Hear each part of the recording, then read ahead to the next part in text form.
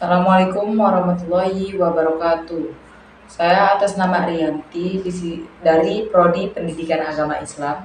Di sini saya akan mempresentasikan makalah saya yang berjudul Aliran Pemikiran Filsafat Pendidikan Idealisme. Ini yang pertama ada pengertian. Filsafat pendidikan idealisme menekankan bahwa ide jiwa dan nilai spiritual lebih tinggi dari materi dunia nyata dianggap berakar pada pikiran dan kesadaran manusia. Yaitu bahwa filsafat pendidikan idealisme percaya kalau hal-hal yang paling nyata dan penting bukanlah benda atau meter, melainkan pikiran, jiwa, dan nilai spiritual.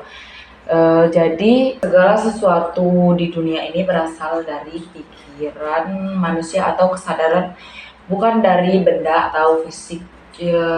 Semisal itu sebelum ada kursi, ada ide dulu kan di dalam pikiran seorang untuk membuat kursi. Nah, begitu juga dengan pendidikan, yang paling utama bukan hal teknis seperti gedung atau alat, tetapi pembentukan jiwa, akal, dan moral pendidikan.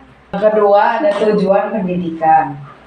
Pendidikan diarahkan untuk mengembangkan moral dan spiritual agar manusia menjadi pribadi utama dan berkarakter. Itu maksudnya bukan cuma buat bikin orang jadi pintar, tapi juga supaya punya sikap yang baik, tahu mana yang benar, punya keimanan, bisa jadi orang yang baik dan bertanggung jawab. Dan yang ketiga, itu ada peran guru dan peserta didik. Yaitu guru berperan sebagai teladan moral dan pembimbing nilai kehidupan, sedangkan peserta didik dianggap aktif serta memiliki potensi yang perlu dikembangkan. Maksudnya, jadi guru itu bukan cuma ngajar, tapi juga beri contoh sikap dan nilai-nilai yang baik. Sementara murid bukan hanya mendengar, tapi juga aktif belajar dan bisa mengembangkan kemampuan yang ada dalam diri dia. Dan yang keempat itu ada revisi di zaman modern.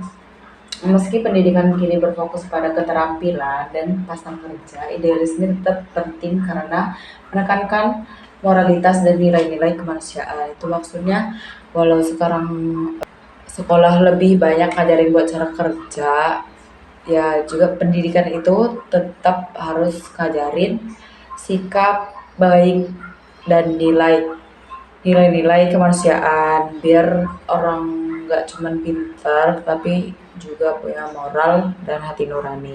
Dan yang terakhir itu ada kesimpulan, yakni filsafat pendidikan idealisme membentuk manusia yang beradab, bermoral, dan bertanggung jawab dalam kehidupan bermasyarakat. Sekian presentasi dari saya akhiri. Wassalamualaikum warahmatullahi wabarakatuh.